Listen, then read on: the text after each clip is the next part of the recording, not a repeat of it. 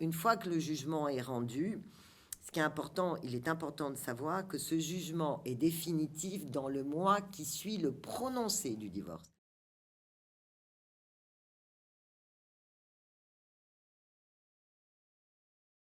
Bonjour tout le monde, on se retrouve pour notre 6e émission de la vitrine voyageuse et j'ai le plaisir d'accueillir pour notre instant juridique et notre rubrique juridique aujourd'hui, comme d'habitude, notre amie Sophia Felieni. Bonjour. Bonjour Naïla. Ça va? Très bien. Tout se passe bien? Formidable. Voilà, écoute, je suis contente parce que nous allons reprendre un sujet qui est quand même important, dont on a parlé sur le plan émotionnel la dernière fois.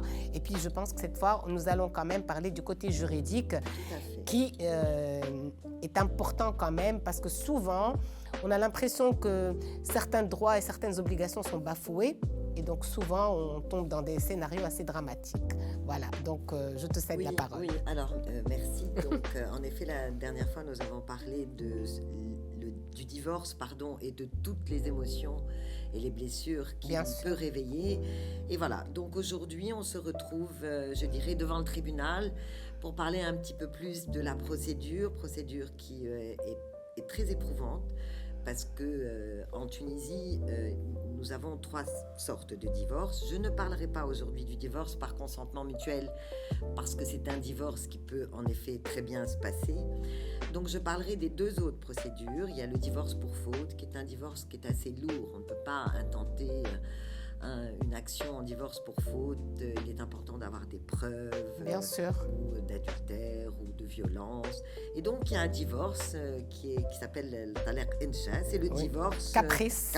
Voilà. Et alors ce divorce caprice, que le mari le demande ou l'épouse le demande, l'important est de savoir que le tribunal le prononce. Le tribunal ne s'intéresse pas aux raisons de ce divorce. Mais avant que le tribunal ne prononce le divorce, ce qui est important, c'est qu'il y a une audience de conciliation.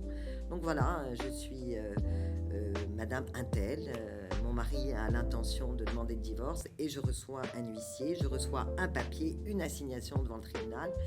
Et ce qui est important à dire, c'est que l'audience de conciliation est obligatoire. La présence est obligatoire. Donc quand les enfants sont majeurs, il y a une seule audience de conciliation. En revanche, quand les enfants sont mineurs, il y a 3 audiences de conciliation. Pour tenter une conciliation. Voilà, ce qui démontre bien que le législateur, comme le magistrat, tente de réconcilier les époux et surtout dans l'intérêt des enfants. Tout à fait. Lors de cette audience de conciliation, bien évidemment, sont abordés la garde, la pension alimentaire et aussi le droit de visite. Parce que contrairement aux législations étrangères et notamment à la loi française, la loi tunisienne ne prévoit pas l'autorité parentale. Et l'autorité parentale peut être conjointe. Or ici, c'est soit le père, soit la mère qui a la garde.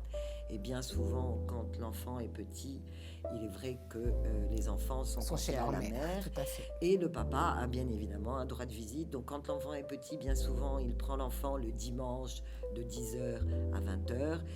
Et après, c'est aussi une question d'entente entre mutuelle, les époux, oui, tout à fait, divorcés. bien sûr. Il peut aussi, l'avoir davantage ou l'avoir en semaine, le mercredi, quand les enfants n'ont pas école. Donc, c'est pas une garde partagée, si j'ai bien compris. Non. Le système de garde partagée ou d'autorité parentale conjointe n'existe pas selon la législation tunisienne. Donc, que fait le juge?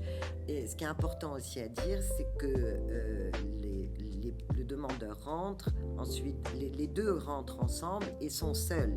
Ils ne sont pas accompagnés de leurs conseils respectifs et le magistrat rend ce qu'on appelle une ordonnance.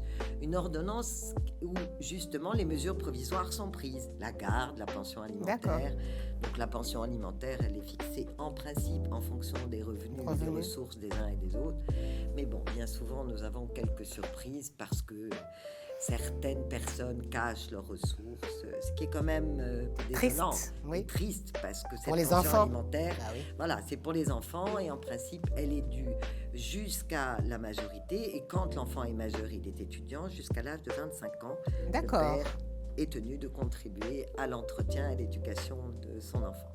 Donc le juge rend cette ordonnance qui n'est pas susceptible d'appel. Donc par exemple, si on a une pension alimentaire qui ne nous convient pas ou une garde qui ne nous convient pas, on ne peut que demander la révision. Or, que signifie demander la révision? Cela signifie un événement nouveau, ce qui n'est pas toujours le cas. Donc, le magistrat renvoie ce qu'on appelle devant le bureau de jugement en audience collégiale. Donc là, en général, ce sont les avocats qui interviennent, heureusement, parce que ça peut être très éprouvant pour une femme comme pour un homme de passer devant le tribunal.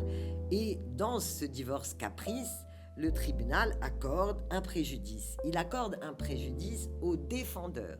Donc, bien souvent, les femmes disent non, moi je ne veux pas être en demande parce que je suis susceptible d'être condamnée. D'ailleurs, moi j'ai vu le cas dans un dossier où une de mes clientes a dit non, moi je veux absolument divorcer. Et à ce moment-là, le tribunal l'a condamnée à un préjudice matériel. Donc après, une fois que le jugement est rendu, il est important de savoir que ce jugement est définitif dans le mois qui suit le prononcé du divorce. Et donc vous avez certaines personnes qui sont très très très pressées de se remarier, donc ils attendent avec impatience que ce jugement soit définitif, transcrit à l'état civil, et voilà, hop, on se remarie. On n'est peut-être pas non plus à l'abri d'un deuxième divorce. Alors, sur cette note positive, je suis très contente qu'on ait parlé de cette rubrique. Sophia, je te remercie encore pour cette perspicacité. Et puis, on garde quand même espoir. Si on termine avec une note où les gens qui viennent de divorcer ont encore espoir de se remarier, ça veut dire que c'est quelque chose qui fonctionne, j'espère, pour certains. Ceci étant, on n'est pas obligé de se remarier. Voilà. Je remercie. Bravo. Merci pour ta conclusion. Au revoir. À bientôt. À bientôt.